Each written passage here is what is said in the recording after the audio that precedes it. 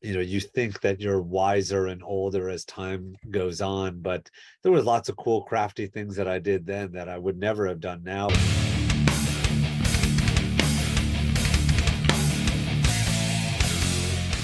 Ghost Cult Magazine welcomes in Oliver from A Place to Bury Strangers. How are you doing? Nice to meet you. Good, man. Nice to meet you too. So nice to meet you. Thanks for listening to my Yeah. spiel before we started. Hey, no worries, man. Yeah, It's it's comforting when you meet another normal person in the music business and they're sensitive and cool. It's for such a sure. rough business. I'm semi famous for saying the expression, "It's the music business, not the music friendship." But sometimes it is the music friendship. Yeah, all of those things. Life isn't just one thing or the other. So, Right on.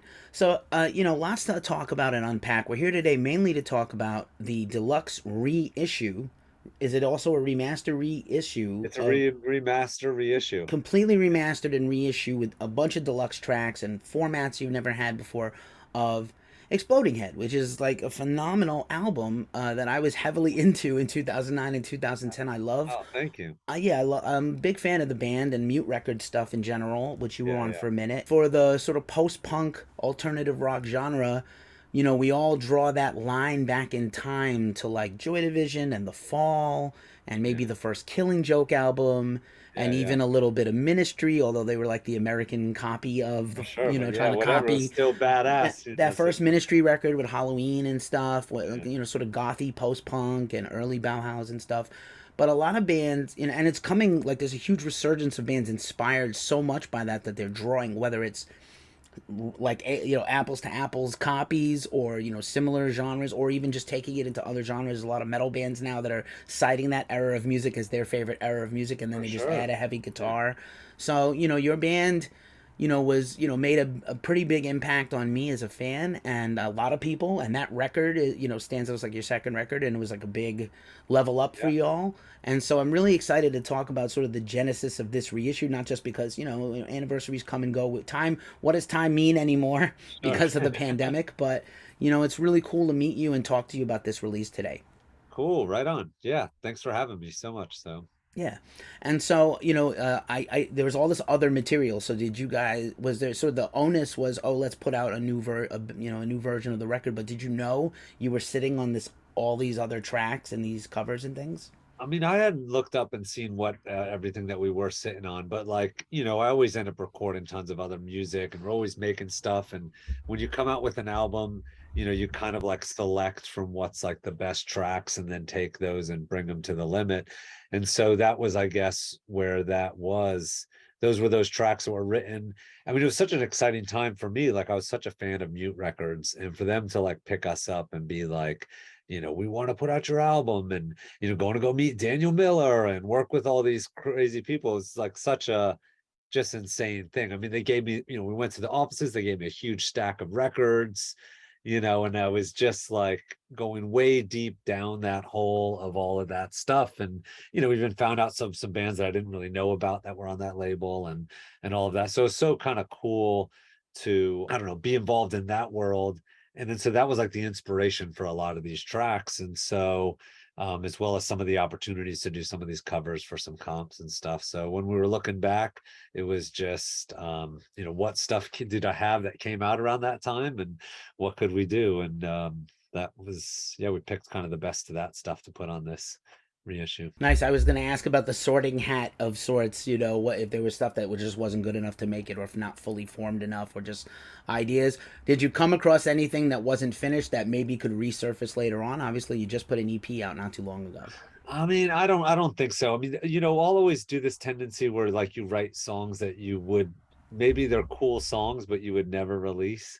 Maybe like someday if I was like doing some other type of project of genre of music or something, maybe that would make sense. But I don't know. I guess I feel like there's like a certain kind of like level of things which I feel like fits with A Place to Bury Strangers and in that world. And so I always kind of try to keep to that sort of that thing. And I think, that's kind of cool and what's kept this band sort of, you know, uh, a single entity or something like that for so long, and an image or something. It's, I guess, like childhood's Oliver like dream band or something. So, you know, Sadly, I don't have access to my, whole history of CDs because I had the CD, and but these remasters do sound great, and the original album itself definitely is still holds up for me. I was like getting, memories and associating walking around New York City with my Discman, uh, oh, before I had an iPod, and like listening to records like this, and walk around like the East Village and the Cube and stuff, and listen awesome, to hell yeah.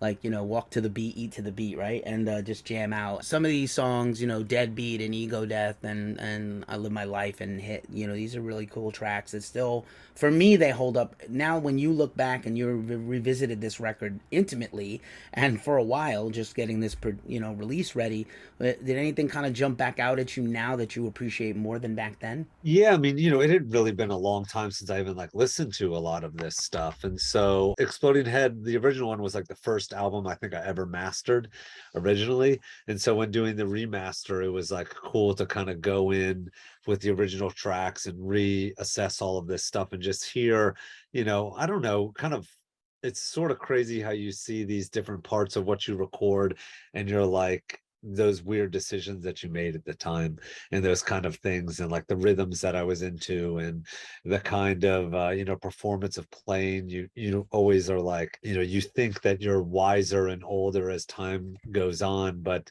there was lots of cool crafty things that I did then that I would never have done now, were cool creative ideas and just even encapsulated really what was going on in my life in that time. And as you say too, like walking around New York, it was like such a time of enjoying New York in 2009 and 2008 of, we're going to crazy parties and trying to get involved in all the stupidest shit we possibly could.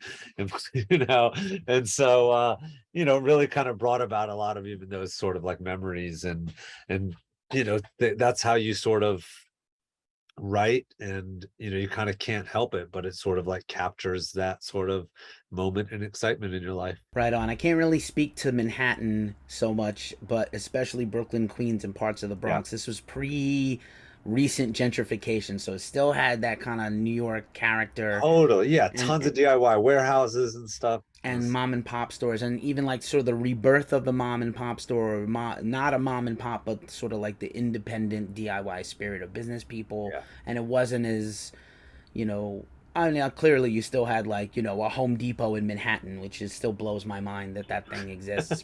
And I appreciate crafty people. I'm not that crafty, but yeah, I just think about that time in New York and how special it still was. Still had like a little bit of that essence that matters to me a little more. But yeah, man, this record totally holds up. And then, like I said, these bonus tracks, these undiscovered tracks, whatever, are equal to the album. They really match the vibe. I'm clearly written in that time and that tone and in that yeah, spirit, but they really match the rest of the tracks well.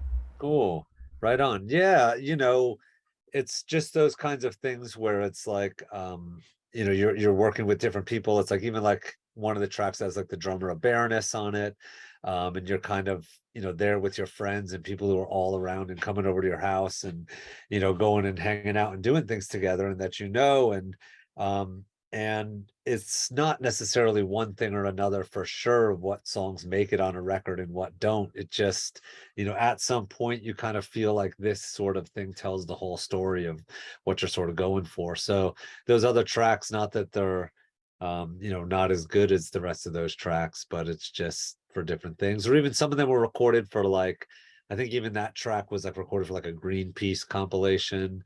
And you just kind of get these sort of opportunities to do this sort of stuff. Same thing with these covers. It's like you have these bands sometimes, either it's like some organization doing appreciative of this band, so ask you if you want to do a cover, and you're like, heck yeah, of course I'd love to do that. And it becomes its own little like side note and journey that you go on, to everyone in the band get excited and record a cover of one of these tracks. Right on. Comps were such a big deal back in the day. It seems like they're coming back a little bit now in the Bandcamp era, which I really love. And oh, is that when you mentioned the Baroness drummer, you talked about Sebastian? Because I know he. No, Alan Oh, Blickel. oh, sure, Alan. Oh my gosh, Yeah, yeah. Alan was phenomenal. I haven't kept up much with what he's doing since he left the band. Obviously, he was hurting their bus accident pretty bad. So Totally. Yeah, he does like some incredible electronic music and stuff, as well as I think I don't even know, he probably directs movies or something. He's always so talented and getting involved in crazy stuff and just such a great dude. So yeah, good dude. I met him once. I'll yeah, look him up and see what he's doing. I love electronic music. So yeah, there you oh go. yeah, there you go. Thank you for mentioning that. Of course, I have to mention these covers are fantastic. They're done in the style of the band. So everybody loves a good cover, but especially so when they're done with a unique take on it. I am a Rocky Erickson freak. I love Heck, cool. 13 Floor Yeah, Elevators, and this cover is sensational. And I just want to talk about that for a second. That is sure. what a take on that song. Yeah, I mean, that was so cool to do. And, just such a, I don't know, all those songs always send chills down my spine. And so to sort of, it's sort of weird sometimes doing a cover. You're like, I don't even know if I'm worthy to be doing this sort of track and kind of covering that. But that I remember we even played that song live for a little while, and it was just such a rush and so neat.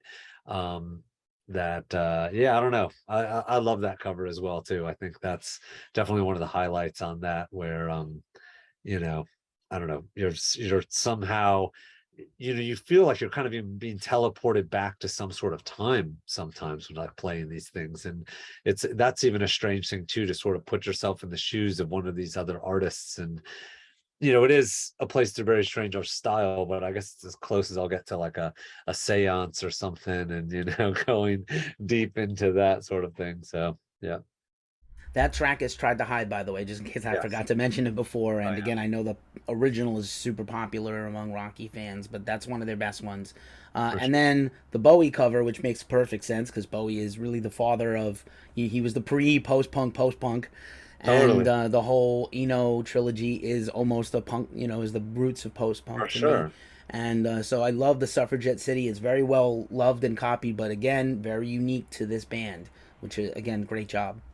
Cool, man. Yeah, I mean, that was like, I just remember when I had that tape or whatever, it was like listening to that, and that track just always like would get me like super excited on the Bowie record. So as a thrill, makes you drive a little faster or something. So we had the opportunity. We were like, hell yeah, we'll definitely do that. So Killer. And then so again, they have this really lovely packaging. I saw shots of the vinyl, which is really cool. I don't remember if you had a vinyl release on this originally. Again, I had a CD or whatever, was yeah, pre-stream, there was a pre vinyl iTunes. release, but it was one of those releases where it's like, I think they would often, it would just like sort of sell out, and we would randomly, you'd start out with a box of records on the beginning of the tour, and they'd be gone by the third day or something. So I think it didn't always get put around as much as some of the other ones, but yeah, the new release is so sick. It's like really kind of cool. It's all super deluxe. It has like this write up and this like art card and all this cool colored packaging. And it's cool just having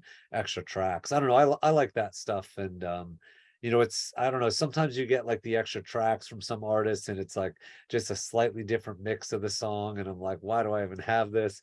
So it's cool to get like material from that era and stuff, of different tracks and whatnot, I think. And apparently there are some extended liner notes. It's always interesting to me when a band allows somebody outside of the band to recollect for them or with them. And so I was seeing some of the samples of the notes, and I was like, "Oh, this is extremely well written." Totally. Yeah, it's from this guy who's like this music writer in New Jersey, and he's like always like writes up like some of the coolest like art shows and stuff. And so when he kind of approached to sort of do this, he's old friends as well with like our manager, Stephen Matrick. And so he's kind of been there always along, and intermingled with everything, A Place to Bury Strangers. So it just kind of seemed perfect to have him do this. And we just had a long phone conversation, and then he wrote it up. It's cool. Awesome, awesome. And then again, I know you recently completed a tour. You toured the U.S. and Europe for this new EP. What else is on the horizon to promote this album? Do you think you'll play more of this material on the next tour at all, or what? Totally. Yeah, we have a tour that we're about to go to Asia and in the Canary Islands for like a month. And so that we're going to be playing songs from Exploding Head. We got another tour in Europe, and at the end of January and February, we're going to be playing songs from Exploding Head. We did like or we're doing a live recording of Exploding Head in our studio. And so we're going to do that from start to finish. And that was even just quite an interesting exercise too, to just like go back and listen to all the intricacies of the songs and sort of figure out what's the coolest ways that we can kind of play this stuff. So it's pretty cool with a new band who were fans of Exploding Head playing this album and like our brand new take on that stuff. I think it's gonna be really cool. That's amazing. I'm super looking forward to it. Hopefully, you'll get out to the West Coast, or I'll come somewhere else and see you guys. I would be Definitely. really down. And just as we wind this up and I give you back the rest of your day, you've been so awesome. I'm nerding out back here because while you're talking, I'm also looking at this. You're in the studio. I see guitars on the wall, bass. I see a bunch of Boss pedals on a shelf. Is this your personal studio? It is, yeah. This is the control room over at my space. And so yeah, we've got some all sorts of stuff. I mean, there's if I could show you around this whole space, it's pretty nuts. It's the Death by Audio factory warehouse, and we've got like the practice space, and I don't know, tons of Heather, my fiance, and I used to live here, and so it's just a crazy jungle gym of musical equipment and musicians. Do you have a favorite piece of gear if you had to pick one out in that room? I don't know. Hard. And That's a tough one, right? yeah, it's always a tough one. There's tons of good stuff, Something you haven't picked up in a while. That's always the best. Can't go wrong with a Boss pedal. I'm gonna just go there. I was a huge There you Boss go. Yeah, person of course. in Yeah, my for band sure. days. Those things were built. They were indestructible, and they were as long as you had a battery, a good 9-volt alkaline battery, you were Yeah, good right. for You're life. set. Yeah, exactly. That's the Awesome. truth. Awesome. Oliver Ackerman of A Place to Bury Strangers. Thank you so much for hanging out with me today and Yeah, talking of about this release. course. We're going to link everything in the description where people can find the band, support the band, check out the tour dates. Best of luck and be safe on tour in Asia. And Awesome. we look forward to getting you back in the States to promote this new release and your other current releases as well. Thanks so much, Keith. Cool, man. Thanks for hanging with Anything. Ghost Coat. We'll see you soon. Right on, man. Take it easy, dude. Peace.